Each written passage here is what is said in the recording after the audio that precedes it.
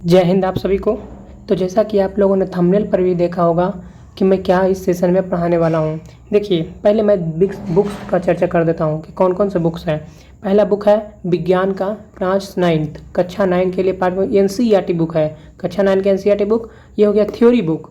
अब ये देखिए, ये है एडुटेरिया के द्वारा निकाला गया एनसीईआरटी क्लास 6 to 12 वस्तुनिष्ठ यानी ऑब्जेक्टिव ऑल आउट के नाम से फेमस है। तो चलिए, हम लोगों ने किताब के बारे में बता दिया गया, आप लोगों ने भी देख लिया कि थंबनेल पर आज क्या होने वाला है।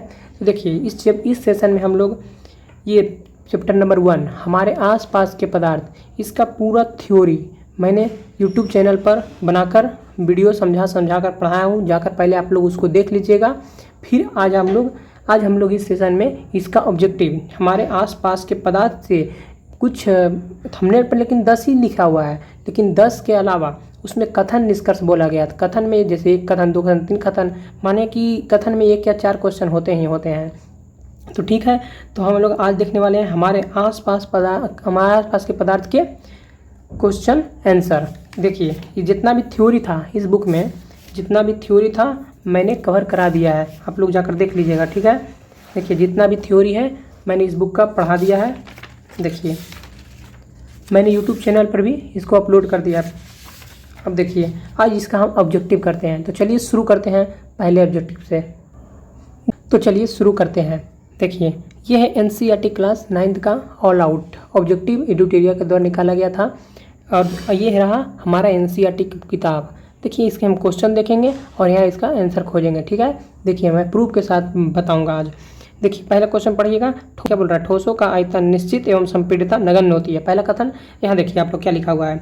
ठोस के बारे में है। अस्थिर आयतन, यहाँ ये बोला है ठोसों का आयतन निश्चित, तो अस्थिर आयतन यानी नगण्य संपीड़ितता एवं संपीड़ितता नगण्य हो गया। पहला सही है। ये क्या है? सही है। अब देखिए, रबर बैंड एवं स्पंज दोनों ठोस के उदाहरण है। यहाँ पर देखिए, एक रबर बैंड है, एग्जाम्पल है इसके। देखिए एग्जाम्पल है, कुछ विचार करना था। देखिए रबर बैंड है और देखिए स्पंज है और यह क्या है लिखा हुआ, ये सभी ठोस है। तो ये भी क्वेश्चन क्या हो गया, ये भी कथन सही हो गया। अब देखिए तीसरा कथन, सामान्यतः बल लगाने पर ठोसों का आकार बदल जाता है। सामान्यतः बल लगाने पर ठोसों का आकार बदल जाता है, लेकिन यहाँ पर देखिए क्या लिखा हुआ है, बल लगाने पर ठोस टूट सकते हैं लेकिन इसका आकार नहीं बदलता है। लेकिन यहाँ क्या बोल रहा है, आकार बदल जाता है। तो ये कथन हो गया गलत। ठीक, ये कथन हो गया गलत। तो कथन कौन सा सही है? केवल 1 और 2, ये सही हो गया। ठीक है, पहला क्वेश्चन हो गया। आते हैं हम लोग दूसरे क्वेश्चन पर।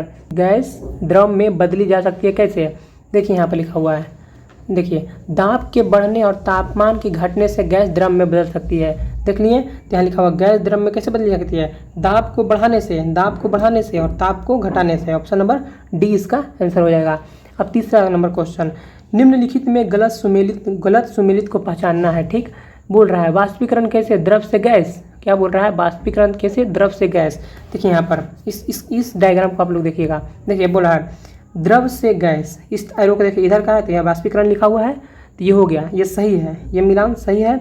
अब देखिए ऊर्ध्वपातन, गलत सुमेलित पूछना है। ऊर्ध्वपातन ठोस से गैस, ऊर्ध्वपातन ठोस से गैस, एरो इधर जा रहा है, ठीक है, ये भी सही है। संगलन ठोस से द्रव, डी नंबर देखिएगा, ठोस से संगलन ठोस से द्रव। देखिए यहाँ भी देखिए ठोस से द्रव, ये भी सही है। लेकिन निक्षेपण को आप लोग देखिएगा, गैस से ठोस है लेकिन यहाँ क्या बोला है? द्रव से ठोस। द्रव से ठोस तो देखिए क्या होता है, देखिए द्रव से ठोस तो जमना होता है, लेकिन यहाँ बोल दिया द्रव से ठोस क्या निक्षेपण, तो ये गलत हो जाएगा। तो ऑप्शन नंबर यहाँ हमारा सी गलत सुमेलित है। ठीक है, अब निम्न में से कौन विसरण को परिभाषित करता है? देखिए, दो विभिन्न पदार्थों के कणों का स्वतः मिलना ही विसरण कहलाता है। दो विभिन्न पदार्थों का स्वतः मिलना ही विसरण कहलाता है। हो गया, 4 नंबर क्वेश्चन का भी आंसर मिल गया। हम लोग देखते हैं अब गैस, 5वां नंबर क्वेश्चन। देखिए, गैस का दबाव किसके कारण बनता है? देखिए, प्रति इकाई क्षेत्र पर लगे बल के कारण गैस का दबाव बनता है ना। प्रति इकाई क्षेत्र पर लगे बल के कारण गैस का दबाव बनता है। तो यहाँ पर कितने कहाँ ऑप्शन है? इकाई क्षेत्र पर गैस के कणों, इकाई क्षेत्र पर गैस के कणों, हाँ, तो गैस को तो कण है। देखिए प्रति इकाई क्षेत्र पर लगे बल, देखिए यहाँ लिखा हुआ भी है, गैस कणों द्वारा, क्या? गैस कणों द्वारा प्रति इकाई क्षेत्र पर लगे बल के कारण गैस का दबाव बनता है। ऑप्शन नंबर ए इसका सही हो जाएगा। अब देखिए 6ठा नंबर क्वेश्चन, ठोस का सीधे गैस में परिवर्तन क्या कहलाता है? ठोस का सीधे गैस, क्या बोला है? ठोस का सीधे गैस, तो क्या कहलाएगा? सभी लोग जानते होंगे, ऊर्ध्वपातन कहलाएगा। लेकिन इसका आंसर हम लोग देख लेते हैं कहाँ मिले। ठोस से गैस, ठोस से गैस कहाँ गया? ऊर्ध्वपातन विधि है ना, ठोस से गैस सीधे कहाँ है? ऊर्ध्वपातन विधि। तो आंसर निकल गया। अब देखिए नंबर क्वेश्चन, बारिश के दिनों में कपड़े देरी से सूखते हैं क्यों? देखिए क्या कह रहा है, जब वायु में जल की कणों की मात्रा पहले से अधिक होगी, मतलब आर्द्रता अधिक होगी। क्या बोल रहा है, जब वायु में जल के कणों की मात्रा पहले से अधिक होगी यानी आर्द्रता अधिक होगी तो वाष्पीकरण की दर घट जाएगी, यानी यथा क्या होगा कि कपड़े देर से सूखेंगे। तो क्या बोल रहा है, आर्द्रता अधिक होने के कारण। यहाँ देखिए क्या लिखा हुआ, आर्द्रता अधिक होने के कारण। ऑप्शन सी हो गया। मैंने पहले ही बोला है, पूरा थ्योरी मैंने पढ़ा दिया है, एकदम अच्छे से समझा कर पाया है। यूट्यूब चैनल ज्ञान बिंदु स्टडी पॉइंट पर जाइएगा, देखिएगा, तब बहुत ही अच्छे से पढ़ाया है। ठीक है, आगे हम लोग क्वेश्चन देखते हैं। अब अगला क्वेश्चन क्या है, निम्नलिखित में से, क्या बोल रहा है, निम्नलिखित कथनों पर विचार करना है। सतह क्षेत्र बढ़ाने पर वाष्पीकरण की दर घटती है। क्या लिखा, सतह क्षेत्र बढ़ाने से वाष्पीकरण की दर घटती है। अब यहाँ देखिए क्या लिखा हुआ है, वाष्पीकरण एक सतही प्रक्रिया है, सतह क्षेत्र बढ़ने से वाष्पीकरण की दर भी बढ़ जाती है। तो ये बोल रहा है सतह क्षेत्र बढ़ने से वाष्पीकरण घटती है, यहाँ बोला है, गलत बोल दिया हम, घटती है बोला है। देखिए यहाँ क्वेश्चन में देखिएगा, सतह क्षेत्र के बढ़ने से वाष्पीकरण की दर घटती है, ये हो गया कथन गलत। ठीक है, अब देखिए कथन गलत हो गया। अब देखिए, वायु की गति बढ़ने पर वाष्पीकरण की दर बढ़ जाती है। क्या बोल रहा है क्वेश्चन में, वायु की गति बढ़ने पर वाष्पीकरण की दर बढ़ जाती है, और सही बात भी है। देखिए यहाँ पर देखिए लिखा हुआ है, वायु की गति में वृद्धि। हम जानते हैं कि तेज वायु से कपड़े जल्दी सूख जाएंगे, कपड़े जल्दी सूखने में तो आर्द्रता कम होगा, और वायु के तेज होने से जलवाष्प के कारण वायु के साथ उड़ जाते हैं, इससे आसपास के जलवाष्प मात्रा घट जाती है। तो वही बोला, वायु की गति बढ़ने से वाष्पीकरण की दर भी बढ़ जाती है, हाँ, इसलिए तो कपड़े जल्दी सूख जाते हैं। ये कथन हो गया सही। अब देखिए, आर्द्रता बढ़ने से वाष्पीकरण की दर बढ़ती है, नहीं, अभी हमने बोला था आर्द्रता अधिक होने से वाष्पीकरण की दर देखिए घट जाती है, लिखा हुआ है ना, आर्द्रता अधिक होने से वाष्पीकरण की दर घट जाती है। तो ये क्वेश्चन होगा गलत, इसका आंसर क्या हो जाएगा, केवल 2 सही है। क्या होगा, देखिए यहाँ पर है केवल 2 सही है। अब देखिए 9 नंबर क्वेश्चन को हम लोग देखते हैं। 9 नंबर क्वेश्चन क्या कह रहा है उसको हम लोग देखते हैं, देखिएगा यहाँ समझिएगा क्या बोला। 9 नंबर क्वेश्चन, निम्नलिखित कथनों पर विचार कीजिए। बर्फ मिले पानी, क्या बोल रहा है, बर्फ मिले पानी से भरे बर्तन की बाहरी सतह ठंडी हो जाती है। सही बात भी है, सही हो जाती है। हम देखिए, बर्फ मिले पानी से भरे बर्तन की बाहरी सतह ठंडी हो जाती है। आप लोग पानी देखिएगा, बाहरी सतह बर्तन का बाहरी सतह पकड़ेगा ना तो ठंडा ठंडा मौसम होगा। ये कथन सही है। अब होंगे, ये कथन सही है। अब देखिए, वायु में उपस्थित जलवाष्प ठंडी सतह के संपर्क में आकर वाष्प में परिवर्तित हो जाता है। ठीक है, क्या बोला है कि वायु में उपस्थित जलवाष्प ठंडी सतह संपर्क में वाष्प में परिवर्तित नहीं। यहाँ देखिए, वायु में उपस्थित जलवाष्प की ऊर्जा ठंडे पानी के संपर्क में पर कम हो जाती है और यह द्रव अवस्था में बदल जाता है, वाष्प में नहीं बदलता है। यहाँ वाष्प बोल दिया, ये गलत हो गया।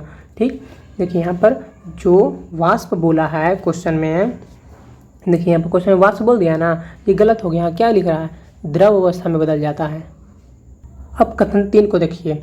अब कथन 3 बोलता है, बर्तन की बाहरी सतह पर बनने वाली बूंदें बर्तन के अंदर के पानी के रिसाव के कारण बनती है। नहीं, रिसाव कारण नहीं बनती है। यही देखिए, जो वायु में उपस्थित जलवाष्प थी ना, उसके ठंडे पानी में संपर्क कम हो जाती है और यह अकेले द्रव अवस्था में आ जाती है, हमें जल की बूंदे के रूप में नजर आता है। मतलब जो संपर्क में आकर द्रव अवस्था आती है वही जल की बूंदे में नजर आती है, ना कि रिसाव के कारण। तो ये भी कथन हमारा गलत हो गया। तो कथन कौन सा सही है, केवल 1 सही है। ठीक है, अब देखिए क्वेश्चन नंबर 10। क्वेश्चन नंबर 10 क्या कर रहा है, संलग्न की गुप्त ऊष्मा वह ऊर्जा होती है जो किसी ठोस को द्रव में परिवर्तित करने के लिए, क्या बोला है, ठोस को द्रव में। देखिए यहाँ पर लिखा हुआ है संगलन, लिखा हुआ है संगलन, ठोस को द्रव में, ठोस को द्रव में संगलन। ये कथन हो गया सही। दूसरा कथन, संलग्न की गुप्त ऊष्मा में तापमान परिवर्तन आवश्यक होता है। क्या बोला, संलग्न की गुप्त ऊष्मा में तापमान परिवर्तन आवश्यक होता है, तो नहीं, आवश्यक नहीं। अब यहाँ पढ़िएगा, वायुमंडलीय दाब पर 1 kg ठोस को उसके गलनांक पर द्रव में बदलने के लिए अधिक उसमें ऊर्जा की आवश्यकता होती है, जिसे संगलन की गुप्त ऊष्मा कहते हैं। अर्थात 0 डिग्री से जल के कणों की ऊर्जा उसी तापमान पर, देखिए बोला उसी तापमान पर बर्फ के कणों की ऊर्जा अधिक होगी, मतलब ये तापमान परिवर्तन नहीं होता है। हो गया, इसमें संगलन की गुप्त ऊष्मा तापमान परिवर्तन आवश्यकता तो नहीं, ये क्वेश्चन हो गया गलत। अब देखिए, 1 kg ठोस को उसके संगलन बिंदु पर द्रव में बदलने हेतु आवश्यक ऊष्मा को संगलन गुप्त ऊष्मा कहते हैं। अभी मैंने यही तो पढ़ा। देखिए, 1 kg ठोस को उसके गलनांक पर द्रव में बदलने के लिए जितनी उसमें ऊर्जा की आवश्यकता होती है उसे संगलन की प्रसुप्त ऊष्मा कहते हैं। तो हो गया, ये गुप्त ऊष्मा कहते हैं। हो गया, तो इसका कथन कौन कौन सही है, 1 और 3 सही है, यानी आंसर 1 और 3। तो ये रहे हमारे 9th क्लास NCERT के 10 बहुत ही अच्छे क्वेश्चन जो इस किताब से थे और ये एडुटेरिया बुक से थे। तो ठीक है, तो मैं बस यही कहना चाहता हूँ कि एनसीईआरटी अब पढ़िए। अब एग्जाम में क्वेश्चन कथन एवं निष्कर्ष वाले आने वाले हैं, तो जो भी आज पढ़ना हो एकदम फैक्ट टू फैक्ट पढ़ेंगे हम लोग। तो हम लोगों ने एक सीरीज स्टार्ट भी किया हुआ है 9th क्लास का विज्ञान, जिसमें मैंने 2 चैप्टर करा दिए हैं। आज हम हमारे आसपास के पदार्थ के ऑब्जेक्टिव आज हम देखें। 10 क्वेश्चन, कहने के 10 क्वेश्चन थे, लेकिन उसमें कथन देखें कितना सारा था।